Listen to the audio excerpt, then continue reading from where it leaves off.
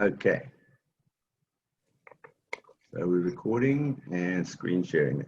Okay, so remember from last time, then we said, yeah, you really can organize everything on your phone. Your phone can look exactly the way you want it.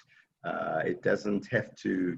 It doesn't have to have the icons in any order. It can be any way you like them. So we move the icons around, and the next step after learning how to use all the icons is to be able to use Siri.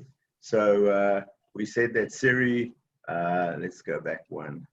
So Siri basically is the sort of lady who lives inside your phone or inside your iPad. It's not really a lady, it's it's a computer.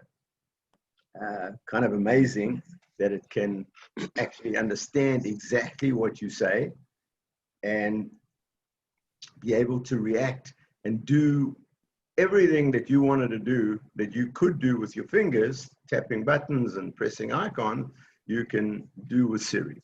So Siri can even make phone calls. You could say, Siri, call, Mary Sue, or call Mary Jones, or call my wife. And Siri, after a while, will get to know that my wife means this person in the contact list, right? You can have alternative names for people. Call my son, right? And it'll know that your son is Tom in your phone book. The first time it may not know, but it'll gradually figure that kind of stuff out. You can send texts.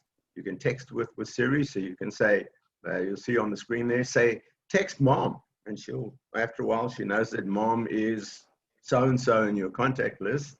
And it will look in your contact list, look up mom's phone number, and send her the text that says, I'll be home at 6 p.m. or whatever, right? So that's really amazing.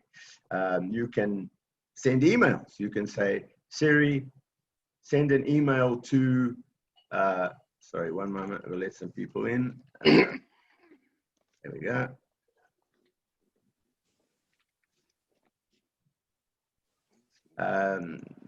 You can send an email, you can record messages, you can, whatever you can do with the buttons on your phone, with the buttons that you can press, the icons, you can now do with Siri. So Siri, really an amazing, amazing piece of technology.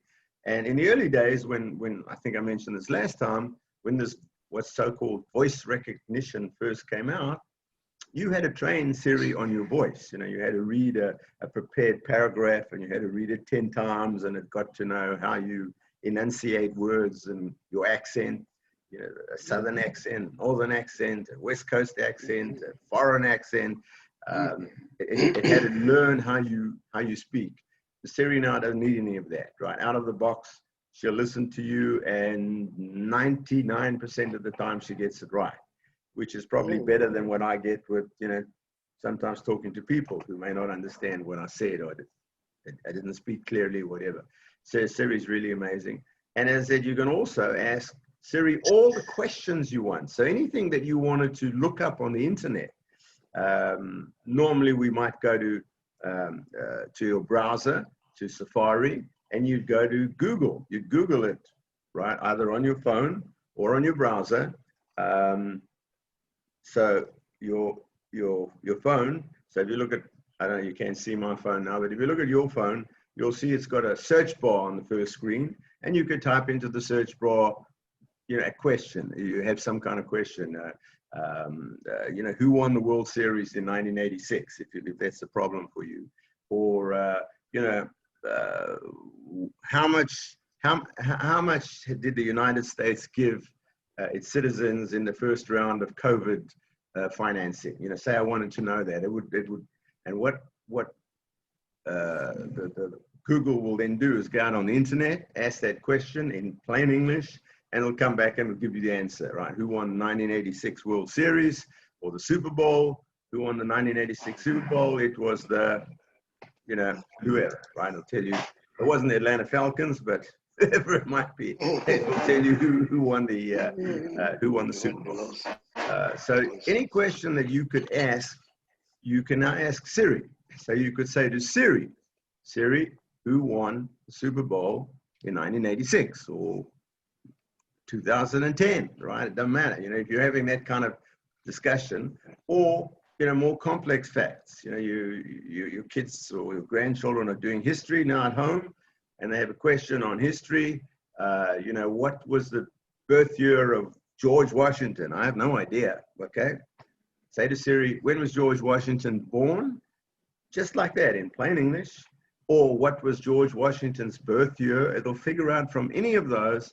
Go and look it up on the internet and show you the article, the relevant article of, you know, one or more articles that will give you the correct answers. That's really quite amazing. Very powerful technology, right? Siri understands some really complicated stuff.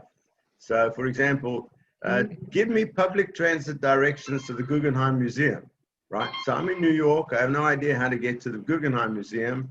And in the good old days, I might want to use public transport, use the bus or the subway, which I'm probably not going to do these days. But Siri would figure out from that, what does give me public transit directions mean? Well, Siri will figure out that means I want the bus timetable or the subway timetable, and it'll tell me, if you take the subway, get off at 47th Street or whatever. And if you take the bus, you need to take bus number 17 and get off at such and such a street. You know, give me all that information.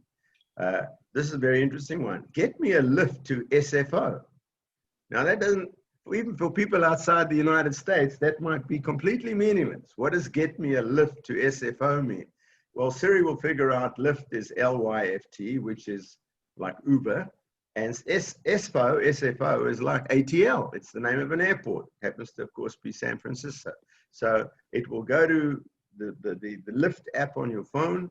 It'll call it up, and it'll ask the Lyft app to send a driver. If you happen to be in San Francisco, and the driver will take you to San Francisco Airport. Or I could say, get me an Uber to ATL, to Atlanta Airport. Or get me an Uber to Perimeter Mall, if I wanted to go to Perimeter Mall. Find coffee near me. I love that one. Now, find coffee near me doesn't mean go and look on the table and see if there's a cup of coffee standing there. Find coffee near me means, even though it doesn't say it, it means find a coffee shop that's near me. Again, Siri will go on the internet and look for all the coffee shops that are within, say, 1 mile of where you are, 1 or 2 miles away. It'll find all the Starbucks and any other coffees. Where's a good hair salon? So again, you don't have to learn in any way whatsoever to speak computer language. Where's a good hair salon? It knows what a hair salon is, and it will look again within a mile or 2 around you and give you a list of the nearest 5 hair salons with their address and their web. You can go and look at them up on the web. You can see what the place looks like. You can see how much they're going to charge and so on and so forth. So it's really a very, very, very powerful tool. I like this one here. I'm having a meeting on Thursday at 2:30. Add Greg to my 2:30 meeting on Thursday, right? And it will find the meeting at 2:30 in your calendar on Thursday. Obviously, if you say Thursday, it'll be the nearest Thursday. So if today's Wednesday, it'll be tomorrow. Today's already Thursday, so it'll either be today or next Thursday, depending on whether we're before 2:30 or after 2:30. And then it'll add Greg. So let's say I'm meeting with 3 people. I'm going to have a Zoom meeting, and it'll add Greg, whoever Greg might be, or Greg Jones, Greg Smith, Tom Brown. Add him to a meeting. It'll add it to this again without any typing whatsoever. Play a song I'd like. That's amazing. So if you have a subscription to Apple Music, but there are other music apps today, and you can say play a song I'd like on YouTube. Right, so YouTube's got plenty of music. And how does Siri know what I'd like? Again, it gets to know after a while that you listen to rock or pop or country or classical or whatever, and after a while it'll do that. Play the top song from 1965. Amazing, right? It figures that out. You know, go back, look at all the music in 1965, and find the number 1 hits of 65 or whatever year you've chosen. Show me the minor league hockey scores. Show me yesterday's baseball scores, right? You know, the Braves played last night. How did the Braves do last night? You can ask her that. So, you know, just amazing stuff. So I recommend heartily that you play with Siri and you try her out. I showed you how to use your settings to set Siri up.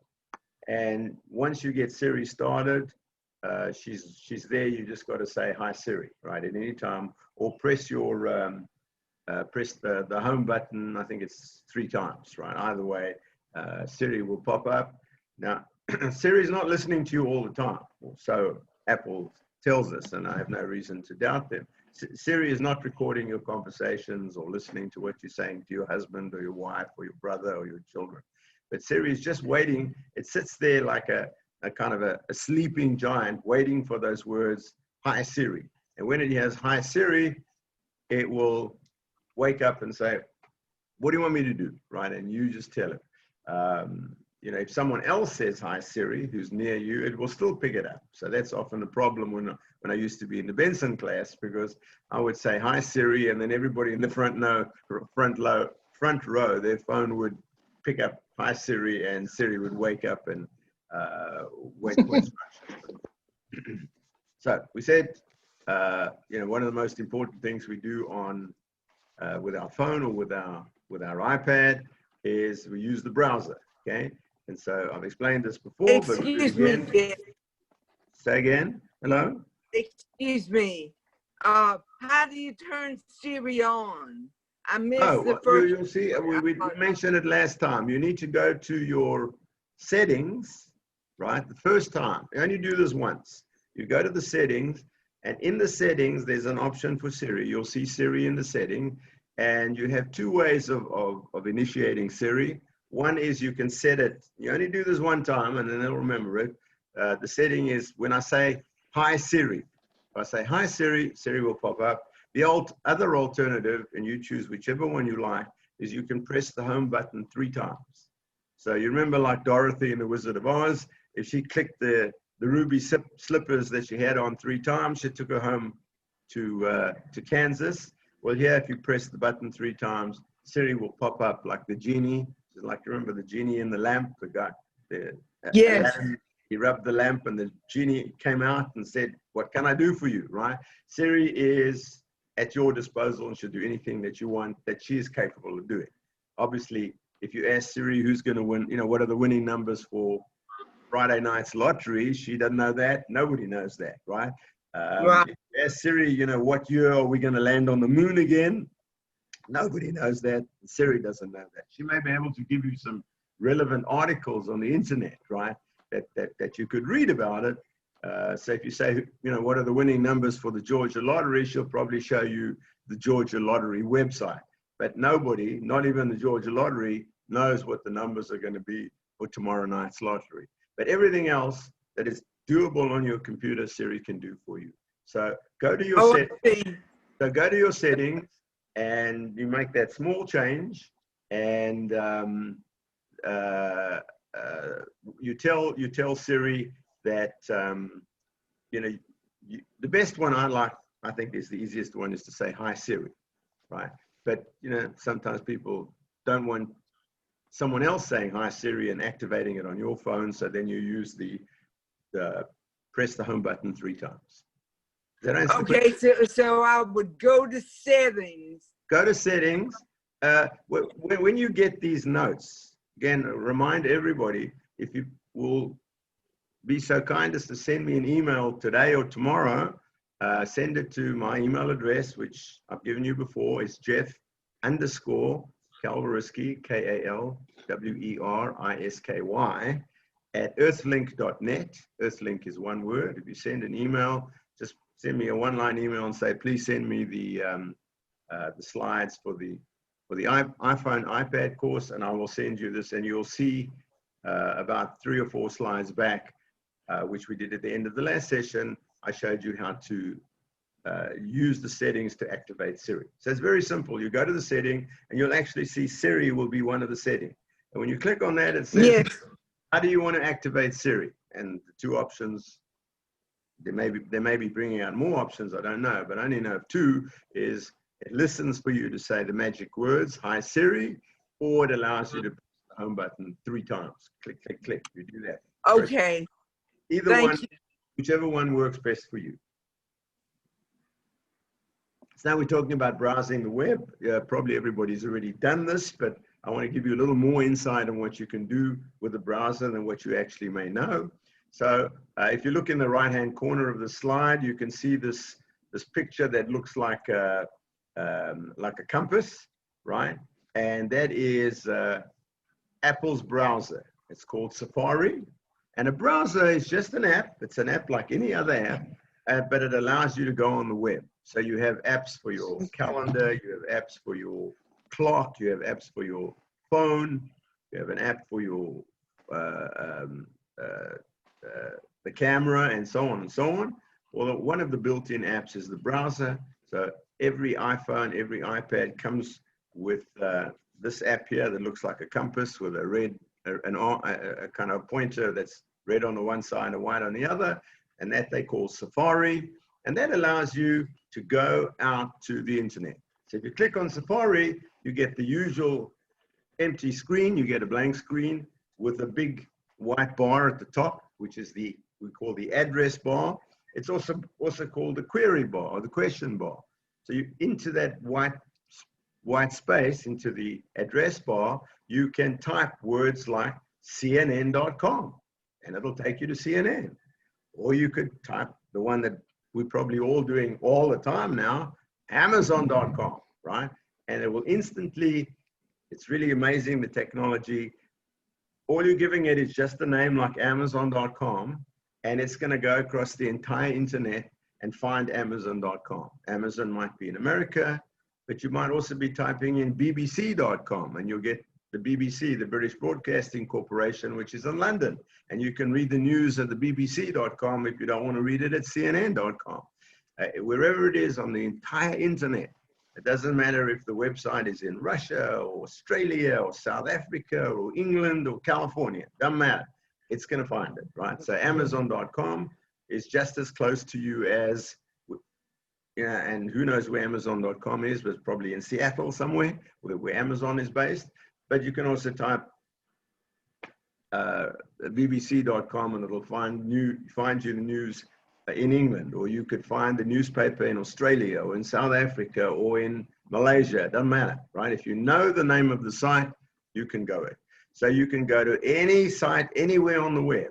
You can read books, you can shop, you can read interesting stuff.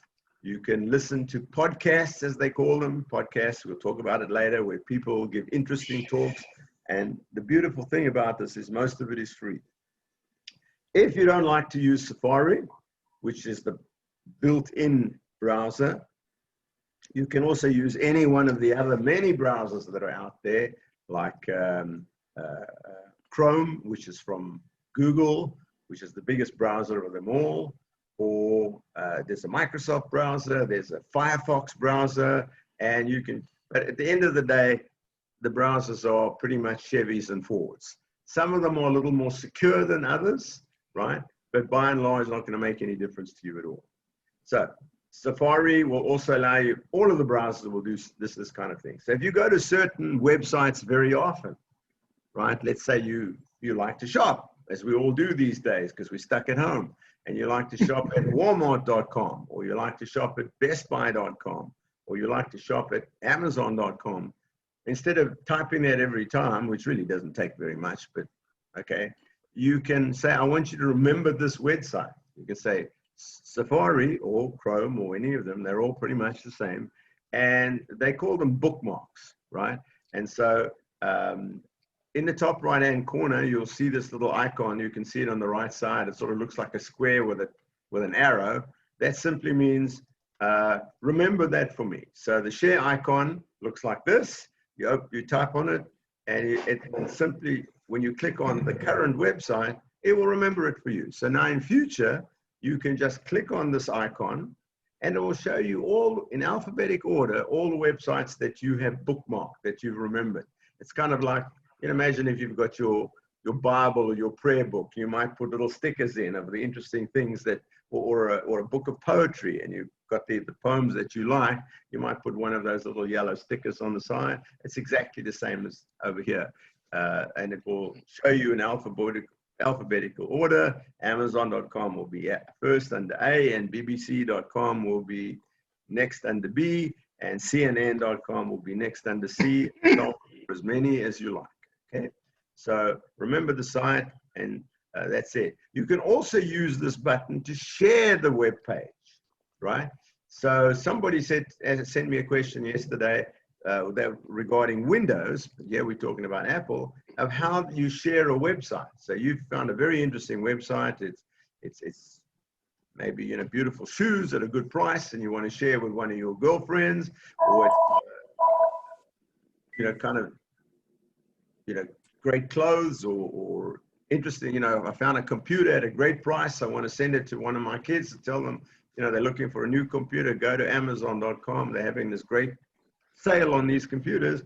This arrow will allow you to send it to somebody else. It will, so you could now send them a text or an email, and you would have the website address that they will get. So you could send them a text that says, you know, go and have a look at this great site. They're having a sale on ladies' shoes or computers or whatever it might be. Or just it's a sign of interest. You know, this is an interesting article, or it's a political thing, or did you know that Joe Biden has selected a running mate? You know, here's a link to the website that might have that news item. So very useful indeed. Another way that you can, by the way, you can share a website is if you're at any website, wherever you happen to be, the address bar at the top will have the address in, and sometimes it will have Amazon.com and then a slash and then a whole lot of other gobbledygook at the back. That's stuff that Amazon puts there specific to that particular page that you're on. So they got millions of pages, obviously, and you don't want to have to remember, you know, the name and the address and all kinds of technical details about the page. It's all there in the address bar. So if you wanted to send that page to me, all you have to do is put your cursor into the address bar. Just move your cursor into the address bar with your finger if you're on, you know, or your mouse if you're on your iPad, or just with your finger, put your finger on it in the you know, on your phone, and hold it down slightly with your finger, or if you're using your mouse, it'll do it automatically, and you get the option to copy. You can now copy that address, right? And so when you copy that address, it copies it into the clipboard, the so-called clipboard, which is kind of like a sharing space. And now you can go to your text or your email. So in your email, you could say, "Dear Mary, take a look at this great bargain." And then with your finger again, press down on the page, press down into the blank space, and a little window will pop up. It says, "Do you want to copy? Do you want to paste?" You say, "Yep," press paste, and it'll paste back what you just copied, which would be that whole long, complicated, but to us meaningless address full of all kinds of stuff. And all they have to do then when they get this email or they get this text, the other person simply has to click on it, and it'll take them to the exact page that you want. So that's a very useful thing to remember. On your phone, put your finger, excuse me, on the address bar in Safari or Chrome or whichever one you're using. Hold it down for a few seconds. It'll allow you to copy. The little window will pop up, and one of the options will be copy. You press copy. You've now remembered that web address. Then go to your text messaging app or your email app, and put your finger into the blank space and hold it down for a second or two, and a little window will pop up, tiny little window. It'll say, "Do you want to paste?" Paste means you want to bring it back. Remember, it's like copying and pasting, like cutting something out in the old days and then pasting it. So you could cut a picture out of a magazine and paste it into something. Well, now we can do it electronically. It will paste that in. You don't have to remember anything, right? And now you can send it to the other person, and they don't have to type anything at all. They just either touch it with their finger or click on it with their mouse, and bingo, they'll go to that same page. So you can share pages very easily. You can also print the pages. So this will have an option to print a web page if you wanted to print it out for yourself. Mostly these days, no point in printing it out, right? You can just remember it like this. For example, if you really wanted to remember something, a particular web page, something very interesting, or a bargain on Amazon or whatever, you could email it to yourself. I often do that, right? I go, remember the address, and I send an email to myself. So now I have an email in my inbox that says, this is the Amazon, or the Amazon page, or the Best Buy's page, or the Walmart.com page, or the NewYorkTimes.com page, and I want to remember it for future use. You don't have to really, it's not necessarily much to print out stuff anymore. Safari also, of course, allows you to do, all the social media, Facebook, Twitter, Flickr, all of this kind of stuff. I mostly say these days to seniors is don't be on things like Facebook. Preferably stay off Facebook. Facebook, for example, is a wonderful facility. It's a great way for people to share information about birthdays and who's having a baby and who's getting married and all the useful stuff. And it's become a bit of a cesspool. And there are a lot of really bad guys out there who are trying to scam seniors like us. And again, it's all part of my security course. I'll talk much more about it there. But really, people say to me, well, why do I need to bother with that? Who's going after me? And the fact is, if you're a senior, they are going after us, because the very simple reason is they know that seniors have got all money. They don't want to go after your 16-year-old grandson. He ain't got no money, right? Or he's got $50 in his bank account. They want to go after you because you've got the money. You might have his college fund or your own retirement fund. They know you've got some money, and it doesn't matter how much you got. You've got $1,000, you've got $10 million, they will take it. So my general advice is pretty much stay away from Facebook. Certainly stay away from Facebook Messenger. That's a very dangerous area. The bad guys are trolling around Facebook looking for suitable people like us, and they may send you a message on Facebook Messenger if you're on it. And the idea is to reel you in, tell you all kinds of stories, and eventually get access to your assets. Apple, of course, has the famous iTunes. This was one of Apple's great ideas, to come up with a store where they could sell music, right? So iTunes started out as a music store, but it then went on to that you can have TV shows, movies, and so on, right? You can have, you can find all of this stuff on the iTunes. You can, of course, naturally, you can get gift cards at Kroger and places like that. So you can send somebody an iTunes gift card so they can buy music. It was a brilliant idea of Apple's. Steve Jobs came up with the idea, I believe, when he was still alive, or he passed away far too young. And the idea was that most people, in those days, the only way you could get music is you had to buy a CD.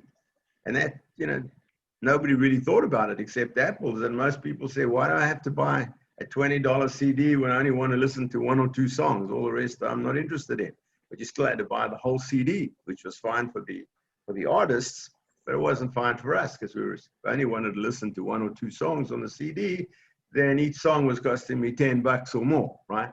So Apple came up with the idea, we'll strip the CDs down into their individual songs, we'll put them on iTunes, and the greatest genius idea of all is we'll sell them at 99 cents. That was their brilliant idea. Most of that is still true today, that you can get almost all music for 99 cents a pop. Some cost a little more. Mostly they're either free. If you've got old songs, you've got songs from the 1960s, the Beatles, you can get most of that for free. You can download it for free, or 99 cents. Brilliant idea. Everybody said, you guys must be nuts. Why would you sell songs at less than $1? But of course, if 1 million people download a song for $1, that's $1 million. And iTunes probably does that in an hour these days, right? Probably $1 million an hour. But of course, as you see on the screen here, You can rent movies, you can get old TV, you can get current TV shows, you can get old TV shows. You probably find that, say, Friends, the TV show Friends, probably all available and all free. Not only, of course, on iTunes, you can also find all of that now on YouTube and other sites like that. But this was iPhone's great idea. Here's one of my most favorite things on my phone. Your iPad, your phone is a good device to buy and read books, right? So Apple's got an app called iBooks. Everything with Apple is but iBooks is not really that good. In fact, the one that kind of basically beaten iBooks out, and I think hardly anybody uses iBooks, is Kindle. So here's down in the right-hand corner, you'll see the icon for Kindle. It's a little boy sitting reading, right, on a Kindle tablet. So Kindle came out about 15 years ago, and it was a small tablet that allowed you primarily to read books on, right? You could read books on it, and Amazon came up with this idea. It was quite a cheap device. It cost, I don't know, $99 or something like that. It started out much more expensive, but rapidly they realized they could do the same thing that Apple had done with iTunes. 99 cents was a great price. They found out it was $99 was a good price. They're now down to, I don't know, $49 or something. And it was a special tablet computer designed for reading books. And you would buy that. My wife's got one. She's probably had it for 15 years. She loves it. She reads all the books on it. You buy the books, of course, from Amazon. And again, the great idea Amazon came up with is that no book costs more than 10 bucks. So most books are $9.99, 10 bucks. There are a few expensive ones that $14 or $20, very few, relatively few. Most are $9.99 or less. So you can buy books for 10 bucks. And rapidly then other organizations like the public libraries figured out that, you know, enough people were using Kindle that they will allow you to download library books for free onto your Kindle. The difference, of course, between buying it and getting it from the library is the same as it is with physical books, is the one you buy is yours forever. And if for any reason you lose it on your phone, Amazon will give you a new copy instantly. If anything goes wrong, your iPhone got stolen, Amazon will just give, when you get your new phone, Amazon will allow you to re-download the same book. Obviously from the library, you get it for 1 week or 2 weeks or whatever, and then it doesn't work anymore. You don't even have to take it back. It just doesn't work anymore, right? That's the only difference. So this is a great app, but like everything else, it didn't take the software guys very long to figure out, and even Amazon did that, is that instead of buying the Amazon reader, your iPad or your phone was perfectly good for reading. You know, beautiful quality of print, especially the small iPad, it's pretty much the size of a paperback. And so they wrote this free app that you can now download from the App Store. That is Kindle. So if you go to the App Store, the Apple App Store, which you've got a button for on your phone, just key in the search bar Kindle, Kindle, and it'll find the Kindle app. You put it on your phone, you click on it, you log into your Amazon account, or you create an Amazon account, and you now can browse books. They've got millions, literally millions of books. Not much point in browsing, there's just too many of them.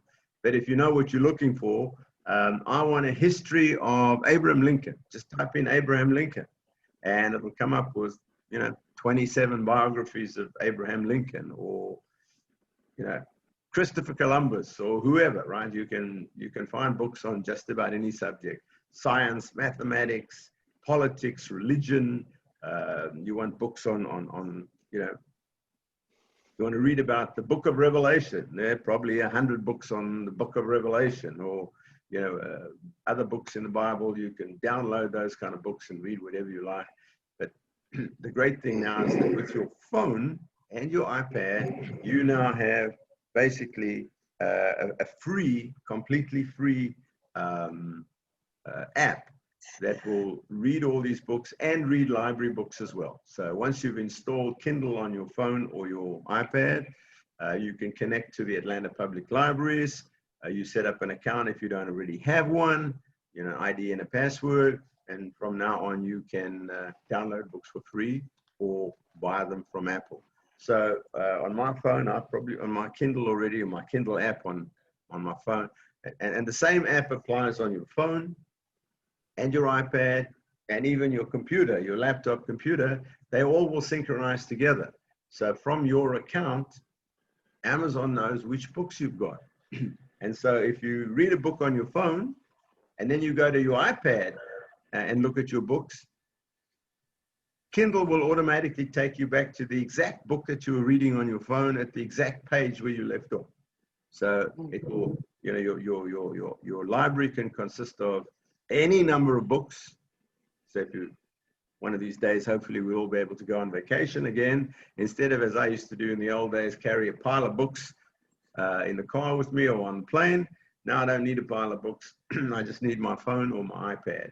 And so I'm reading a book right now, a brand new book that I bought on my phone, and I can read it on my iPad as well. So Kindle is absolutely terrific if you like to read books. So here's my Kindle library, right? It's got dozens and dozens of books. I've got technical books. Here's a book in the top left-hand corner about the iPad, and then you can have scientific books. Here's using the internet for seniors, right? But for dummies, one of those for dummies books. I got a copy of that. Or books that you might want to read: Treasure Island, Aesop's Fables. Churchill, Winston Churchill wrote this amazing set of books about World War II, the years before World War II, and what happened during the war. If that interests you, books like that, which, you know, each of these books probably cost $50 or $60. The whole series was actually free, right? I got them all for free. There they are sitting on my Kindle. So they're just what you can see in the bottom of the screen. 1, 2, 3, 4 volumes. I think there's about 8 or 12 volumes, but each of those volumes is worth about $40 or $50. They're big fat books. If you like to read on history, which I do, these happen to be free because these are old books, right? The latest books you're going to have to pay some money for, but like I said, most of them are $9.99 or less, and you can read as many of them on your phone or your iPad as you want. And like I say, the amazing thing is, because it's controlled by Amazon in the cloud, as we say, it's up on the cloud. They know your account once you signed into your account. So if you sign in on your iPad or you sign into your Kindle account on your phone, your iPhone, it will know exactly which books you've got, and it will actually know that I was reading Treasure Island here in the middle, Treasure Island, and I was on page 67, which is really amazing. So you can hop from one device to the other and continue reading, which is, I think, still very, very interesting kind of technology. It knows exactly where you were. It's not checking on you. There's no, you know, doesn't matter what kind of books you like to read. It just remembers that you were reading book X and you were at page 92 or whatever. It will open up that exact page where you left off on your phone. Okay, let's talk about one of my other favorite things that we all like to do, and that is making video calls. So Apple were the first to come up with this. There are now a few other apps that will do it, but FaceTime is perfectly good. They call this app FaceTime because you can see the other person's face, and it was the first app that allowed you to make phone calls on the internet with optional full color video. So you can see the other person, but it's optional. So if you don't want to have your camera on, you don't have to have your camera on when you're talking to somebody. But obviously, if you're talking to your family or your children, your grandchildren, your husband, your wife, today with, you know, the Zoom calls are the same thing. People want to see your face. So FaceTime, the only disadvantage of FaceTime compared to the other apps, which we'll talk about in a moment, is that FaceTime only works with Apple products. Apple, they're very protective. They say, we're the only ones allowed to do this. They won't allow anybody else to connect to FaceTime. So if I don't have FaceTime, or I don't have an iPad, if you've got, you know, one of your children doesn't have an Apple, has an Android, there's no way to connect to FaceTime, which is a great pity. Right? So the FaceTime icon you can see in the top right-hand corner here, it sort of looks like a video camera. And if you click on that, it will allow you to look up in your directory of people that you've got. Just by clicking on them, it will make a call to them on the internet. So it's basically free. It's not using your phone. If you're connected to the internet, it's not using up your minutes on your phone, your minutes with AT&T or Verizon or whoever you've got your phone system from. It's using the internet. So it's completely free, which is an amazing thing because it means you can now make a call to somebody in England or South America and Brazil or wherever, Australia, and it costs exactly zero, right? Which is an amazing thing. But not only does it cost zero, it will allow you to do a video call, right? There's nothing to do. So exactly like we're doing today with Zoom, with FaceTime, when you connect to that person, if you wish to have your camera on, you can always turn it off. It will turn the camera on your phone and on your or on your iPad, and you can now talk to your family, your children, your grandchildren, your friends, whoever you want to, in any part of the world, for the amazing price of zero, which is quite incredible. You know, if you think about it, if you just use the ordinary phone system, AT&T or Verizon or whatever, and you call somebody in Australia, it's going to cost you money. I have a very old friend from high school who lives in Australia. He doesn't like to use technology at all. I can't convince him even to let his kids install, you know, FaceTime or whatever. He likes to do it the old-fashioned way. So whenever I want to talk to him, we have to do it on a call. And, you know, if you speak for 20 minutes, that can cost you, you know, 15 or 20 bucks. It's expensive. But if we use FaceTime, you can speak for an hour and it's not going to cost you anything. It's absolutely free, which is kind of amazing. Good morning. Can you just please everybody mute your microphones? I'm getting some background noise coming in. Thanks. Okay, so yes, FaceTime. I think we've all seen it. How do we do a call with FaceTime? So again, the FaceTime icon, that thing that looks like a little video camera that I just showed you, you click on that. You sign in with your Apple ID and your password. Apple are very strong on security. That means I can't pretend to be you. I would need to know your Apple ID and your password. You can also do it from the settings. So if you go to settings, you'll see there's an option for FaceTime, right? And you can then tell it who you are, what your phone number is. So you can see here on the right, it says FaceTime. There's a little switch. Can you see the little green switch with a little circle? That's one of those switches you can pull. To the left is off and to the right is on. So you put your finger on that little white circle and you can drag it to the left, which will turn FaceTime off if you don't want anybody to use it, or you drag it to the right and it'll turn FaceTime on. You put in your Apple ID. So maybe my Apple ID there is jappleseed@icloud.com. You put in your phone number and you can allow them to, the bottom one, FaceTime live photos. Do you want it to be able to take photographs? I can take a photograph of I'm talking to my grandchildren. While they're talking, I can press the button and it'll take a photograph of them, you know, while we're online. You don't have to have that if you don't want to. You can make calls. Basically, once you make a call, if you enter the person, if you know their phone number or their email address or just their name, if they happen to be in your list. But if they're not in your list yet, let's say you've never had a call with me, but you know my phone number, if you type in my phone number, 404 whatever, or you know my email address, because it'll look us up by email address or phone number, it'll start FaceTime and connect to me. And you've got two icons, two important icons.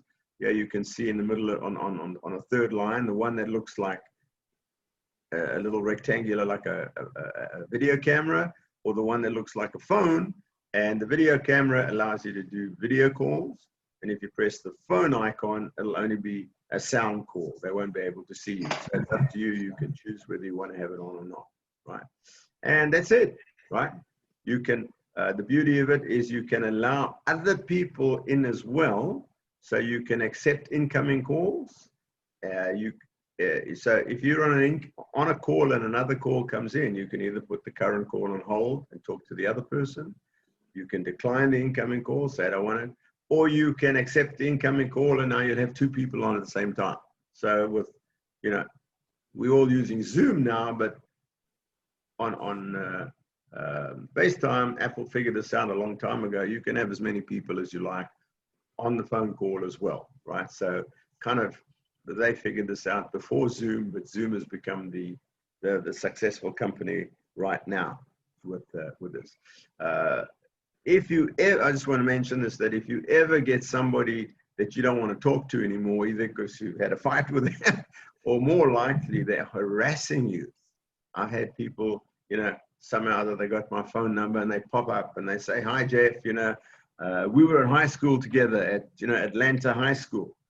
I don't remember this guy, but well, maybe we did. And, you know, the reason they've picked me up on Facebook or somewhere, and they, you know, it's often a scam. Quickly block that caller. So one of the options on one of your options you've got, which you shouldn't use very often, hopefully, is to block this caller. And now that contact will not know they've been blocked, but they can't phone you anymore. If they phone you, it will never go through. You will never even see the phone call, right? And how do you do that? You can do that in the call, right? You can do that in the call, or you can do it from settings. The settings, FaceTime, go to settings, you go to choose FaceTime, and you'll see all your blocked numbers. If you blocked somebody in error, you can unblock them. But, you know, one shouldn't have to do this very often. Really only, mostly, you know, if somebody's misusing this feature, blocking is a good thing. You know, the teenagers, they use this all the time when they're having the arguments and their fights. So you get blocked by, you know, it's like being unfriended on Facebook. That's the worst thing that can happen to a teenager, is to get unfriended or to get blocked on FaceTime. But I've blocked 1 or 2 numbers in my career. But those were mainly people, they weren't people I'd had a fight with or anything. They were people who were trying to harass me in some way or another. But like I said, if you don't like FaceTime, there are a bunch of others that came out. So after FaceTime came out, Microsoft had this app called Skype. It was actually, they purchased it. It was a bunch of guys in Sweden, 2 or 3 guys in Sweden who came up with Skype. So Skype is some kind of Swedish word. I don't know what it means. Probably FaceTime means the same thing. And Microsoft bought them for a whole lot of billions of dollars. And there's some very rich guys now in Sweden. So if you prefer to use Skype, you just go to the App Store and download Skype from the App Store, or in your browser, in Chrome or Safari, go to login.skype.com and you can start a conversation, or you can download it from Skype itself, from skype.com, which is part of Amazon. You can create an account for yourself, and now exactly the same as you did before. With FaceTime, you can call people. Why I even mention this one to you is the reason why Skype and one more that I'm going to talk about called WhatsApp are good is they don't have the limitation that you have to be on the same technology. So to use FaceTime, you have to both be on Apple. You have to be on iPhones or iPads. That's it. So if I don't have an iPhone, if I've got an Android phone, or I don't have an iPad, I can't use FaceTime. It doesn't work, right? That's it. It's very rigorous, very you know, controlling of Apple. They want to be in control. But Skype will allow you now to talk to anybody, right? So if you've got an iPhone and I've got an Android phone, or you've got an iPad and I've only got a Windows laptop, we can still talk to each other on Skype. That's the amazing thing. It won't matter who is on the other end or what kind of technology they've got. It'll do exactly what FaceTime does, pretty much. It's a Chevy and a Ford, except you're not limited to Apple. So if, you know, if all of your family are on Apple, then everything's fine. You can use FaceTime. But if you do have any friends or family who don't have Apple, then Skype is pretty good. Another thing about Skype as well is if you wish, you can actually make calls on Skype to an actual phone, right? So if they don't have an iPhone, or an iPad, they just have an old phone, you know, a flip phone or something, you can actually use Skype and call the flip phone. That does cost you some money though. You have to put some money into Skype. It's very cheap. You put in $20 and you can probably speak for the rest of the year. You know, each call will cost you, you know, 40 cents or something, or 20 cents. It's very cheap. But you do have, they charge a small fee to be able to call an actual telephone number rather than through Skype. Sorry, just one point I had back here. It says one of the things they ask when you set up an account, it asks you for your name. That's fine. Your date of birth and your gender. Again, more details in the security course, but I don't suggest you put that information in, right? Don't put it in. Why not? Well, obviously, people who scanning through the names that are on Skype or WhatsApp, you know, they're looking for people of a certain age. They may be looking for, you know, women of this age or men of that age. You're giving away too much information. Don't put it in. You know, the people that you are interested in, your family, your friends, and so on, they know who you are and roughly how old you are. That's fine. There's no reason why I, a third party or some hacker sitting in Nigeria or somewhere, should know your date of birth and your gender. So, you know, I'm very picky about, don't put information in that you don't need to put in. Skype, so you can have, within Skype, you have your own name and address list, right? So if there's somebody you call regularly, it's there in your own name and address list. You look for, you know, Tom, it's your son or your husband or your best friend or whatever, and that's it. Or you can look in Skype's global directory. So you can look for Tom Smith in Atlanta. Obviously, Tom Smith, there'll be a lot of them all over the world, in England and Canada and whatever. But if you say Tom Smith Atlanta, it'll find maybe there's only 2 in Atlanta, and you need to figure out which one it is. One is in Sandy Springs and one is in Alpharetta. Well, the guy in Alpharetta is my friend Tom Smith. You click on that, add him to your contacts, and now you can contact them. Skype is very good on security. Before anybody can talk to you, before you can talk to them, you have to send them an invitation, or they have to send you an invitation. So here's, if you look at the bottom of the screen, Julia Fillery wants to add you as a contact, right? And it says, hi, to give you my name, let's say, I'd like to add you as a contact. I can accept or decline or block. So if Julia Fillery is somebody I know, one of my friends, one of my family, whatever, my boss, who knows, I accept it and we can communicate. If I don't know who Julia Fillery is, I just decline. I don't want to talk to you. And if, you know, she starts harassing me and sending me a whole lot more contacts, then I hit the block button and I'll never hear from this person or this particular phone number again. So very good on security. Nobody can talk to you on Skype unless you have accepted their invitation, and vice versa. So, you know, that's, you only have to do that once, and that's, you know, just protective of us. Make a call, you simply press the phone button, and on the other side, if I press, I connect to you, you've accepted my invitation, I press the button, you'll hear the phone ringing, either on your iPad or your iPhone. It'll have a different ring to the normal phone ring, but you can change that if you wish. And all you have to, and this will pop up and say, you know, this guy, Javier Flores, is calling you. There's his picture. And you can either accept the phone call or click the hang up button. You don't want to take that call, or talk to the person and then hang up by pressing the buttons. It's very simple. I'm not going to go into too much detail here. You can read these yourselves. You can have as many people as you like in a conference or group call. You can be having a call with 4 different people, just as we are doing on Zoom right now. And you can add people in, take them out, whatever. It's really great. Any questions on Skype? There's also one more that you might use. A lot of the kids use, many people use. I've got several of them in my family, called WhatsApp. Everybody's using WhatsApp. WhatsApp. You know, it's a pun on the kids just say to each other, what's up, right? What's up? So this is WhatsApp because it's an app. WhatsApp, Skype, exactly the same. FaceTime, Chevys and Fords, they do pretty much the same thing. Very, very useful indeed. So I think that's a good place to pause. Let me just do one or two items here, and then I'm going to let everybody go. Calendar, very useful. So the calendar app on the iPhone and the iPad is very useful. When you click on the calendar app, which looks like a calendar, a little calendar, your calendar pops up. There it is. So it'll say this is September or August right now. You can see if in the top you can see in red, you can day, week, month, year. So if you click day, it'll only show you today. You click week, as it's done here, it'll show you the whole week from Sunday to Saturday.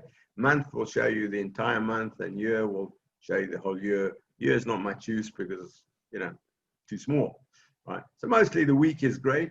It shows me each day of the week: Sunday, Monday, Tuesday, Wednesday, Thursday, Friday, Saturday, and then going vertically, it shows you starting at 6 a.m. to 9 p.m. Your various appointments, right? So you can put, anything that you have to do can go into an appointment. You can see the appointments there. You can color code them. So you can see there's two different colors there. One is in blue, it says ballet recital. I got to take my kid to ballet. It's in blue, that's a personal thing. Maybe the ones in purple, like design meeting or weekly team meeting, those are business ones, or whatever you like, right? You can set appointments. You can also set reminders. So this is what I really love about the calendar. What's the one thing that all men are terrible at? That's remembering birthdays and anniversary dates. So you put in somebody's birthday, your kids, your grandkids, your wife, your anniversary, somebody else's anniversary, your children's anniversary, whatever you like. And you can say, I want that to go in on for September the 28th.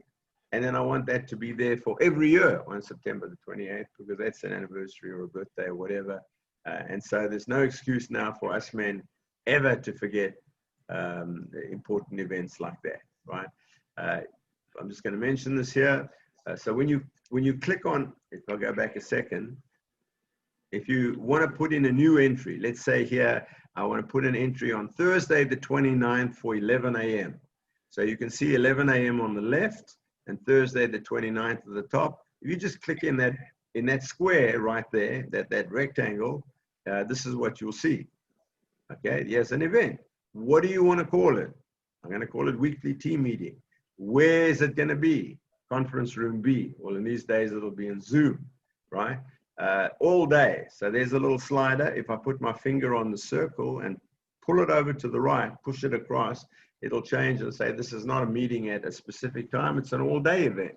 So a birthday would be an all-day event, or a conference would be an all-day event. Or if you're going to a church camp, an all-day event, right? Not going to be that many of them these days. Normally, it's going to be this kind of thing. It says it starts on this date at this time. And you put in there 2 p.m., you'll get a little slider where you can go for 1 p.m., 2 p.m., 1:30, whatever you like. It'll normally assume that your meetings are an hour. You can change that, of course. It then says, how often do you want to repeat it? Well, for these courses, let's say, I repeated it 4 times weekly, right? I say every Thursday, I have the session on iPad and iPhone. So repeat it weekly. End the repeat. The default is never. It'll go on forever, like birthday. But here I would say, no, I want to end it today, right? Whatever today's date is, August the 13th. So I have 4 sessions today, and this will not come up on my calendar next week because it's finished now. You can put in travel time if you wish. It's an appointment that's going to take you 30 minutes to get there. In the good old days when we were still traveling around, mostly we don't need that. And you can have invitees. You see the bottom, near the bottom, it says invitees. There's nobody else, it's just me. Or I can click on that and type in the names and addresses, email address of any number of people, and they will be included in my meeting, and they will get an automatic email to say, Jeff is inviting you to a meeting on September the 30th at 2 p.m. and it's the weekly team meeting. So if I've got 5 people who need to meet, I send all 5 of them, I put their emails in, and we're done, right? It will also warn me, so it says alert, 15 minutes before. So 15 minutes before, I'll get a beep on my phone or on my iPad. Say you have a meeting in 15 minutes.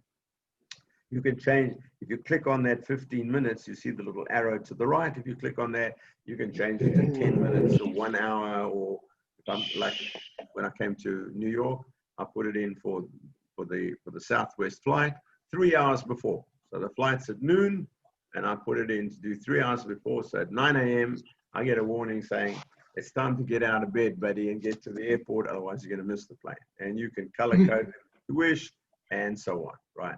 So I won't talk much more about this. I think it's very, a lot of useful stuff in the calendar. You can play with it. You can do all kinds of useful things. You can create reminders for yourself, a whole lot of reminders from your calendar entries. Call mom, oil change on the car, take out the recycling because it's Thursday or whatever. All of that, it's full of useful stuff. Just play with the calendar. I find it one of the most useful things. Okay, I think at that point, I'm going to break and end the session. I will take questions if there are any now. But I think we've done a broad cover of the iPhone and the iPad. Obviously, not everything will stick in your mind. It's probably been a lot if you've attended all 4 of the sessions. But the beauty is, as I say, I will send you the slides if you just send me an email. Send an email to my email address, Kalwaruski@earthlink.net, and I'll send you these very slides, so you'll be able to read them yourself. But the best way to use what we've discussed in this meeting is go and play with it. Go and try it. You can't learn to ride a bicycle by reading a book. You have to get on the bicycle and ride it. The good news, unlike a bicycle where you can crash into a tree or fall off and hurt yourself, there's no way you can hurt yourself by playing around with your iPhone or your iPad. You can never get into trouble. And if you don't know where you are after a while, you're stuck and you don't know how to get out of the calendar or whatever, just press the home button. And the home button will always take you back to the home screen, to the first screen. So you can always get back home and start again, or find your way out of wherever you've landed up. You cannot hurt yourself. The only way you can hurt yourself with your iPad is if you drop it on your toe. That's about it. Other than that, 100% safe. Okay, I'll stay on for a couple more minutes. I'll take questions, and otherwise have a wonderful weekend. And we hope to see you in a future training course. Thank you, Jeff. Yes, I have a question. My pleasure. Jeff? Yes. Yeah, I have a question. How do you block an incoming call, and how do you see that list of block calls? Oh, that's in the settings. So if you look in the settings for FaceTime, you'll see. No, not FaceTime. Not FaceTime. Just a regular income. Just a regular incoming call. Regular incoming calls. I don't think you can block them. You probably need a piece of software. So the piece of software that I recommend, and it's very good for scam calls, is called Hiya, Hiya. And if you go to the App Store, you can download Hiya for free. Hiya costs a few dollars a month. I don't know, $3 or $4 a month.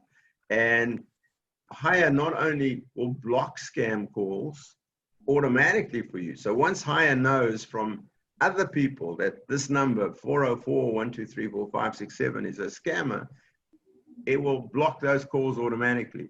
If you get a new scam call, right, from Microsoft or your bank or all that kind of rubbish that they try and do to catch you, you in Hiya, all you have to do is press one button and block that guy, and he will never be able to call your number again. But even better, because I've also got Hiya, he will not be able to call me, right? So if, all the millions of people who have Hiya, when you block a scammer or, a number rings and it turns out they're selling insurance or Medicare plans, or all that garbage, they continually waste our time besides the dangerous guys, the scammers, it will stop you.